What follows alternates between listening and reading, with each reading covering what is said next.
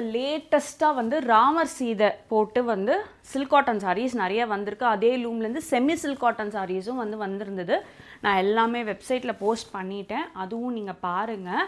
இதில் வந்து ஒருத்தவங்க வீடியோ கேட்டிருந்தாங்க, எப்படிம்மா அந்த ராணி பிங்க் வந்து எப்படி இருக்குது பார்க்கணும், எங்களால் அந்த ராணி பிங்க் இமேஜினே பண்ண முடியல வெப்சைட்லன்னு சொல்லிட்டு.